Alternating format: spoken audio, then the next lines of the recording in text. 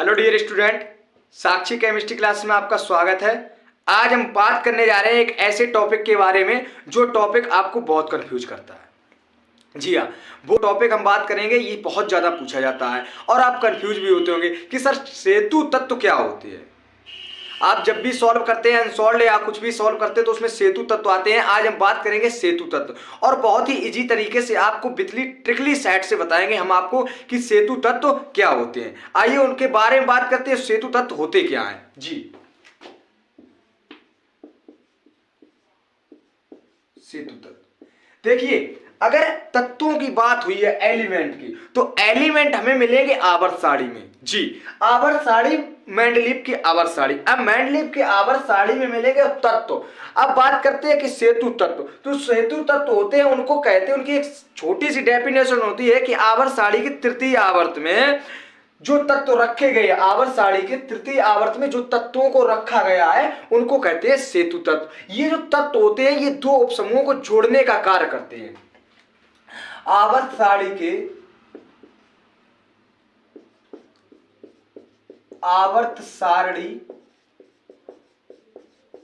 के तृतीय आवर्त, आवर्त सारणी के तृतीय आवर्त में जो तत्व रखे गए हैं इनको क्या कहते हैं, सेतु तत्व। और ये जो तत्व होते हैं ये दो उपसमूहों को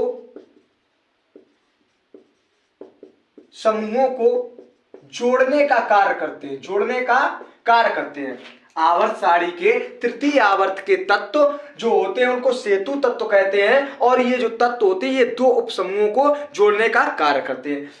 अब तृतीय आवर्त जैसे हम निकालना चाहे तो देखते हैं, हालिना, ये वाला तृतीय आवर्त आपका हो गया। अब ये क्या करेगा, ये दो उपसमूहों को जोड़ेगा। तो आइए जोड़ते हैं।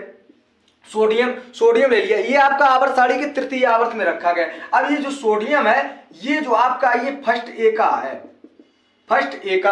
अब जो फर्स्ट ए वाला होगा वो फर्स्ट बी को जोड़ेगा, दो उपसमूहों को, फर्स्ट बी। एक उपसमूह आपका फर्स्ट ए और एक है आपका फर्स्ट बी।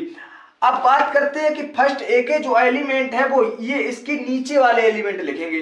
तो सोडियम के नीचे वाला पोटेशियम, रुबिडियम, सीजियम और फिर अब बात करते हैं कि जो फर्स्ट बी के एलिमेंट होते हैं वो कौन कौन से होते हैं। तो फर्स्ट बी के जो एलिमेंट होते हैं वो होते हैं कॉपर और एजी और एयू, कॉपर, एजी और एयू, ये आपके होते हैं फर्स्ट बी के एलिमेंट। अब तृतीय आवर्त में जो और भी एलिमेंट रखे गए होंगे, जैसे कि और भी उपसमूह हम उठाते हैं तो उपसमूह दूसरा उठा लेते हैं, जैसे मान लेते हैं कि मैग्नीशियम।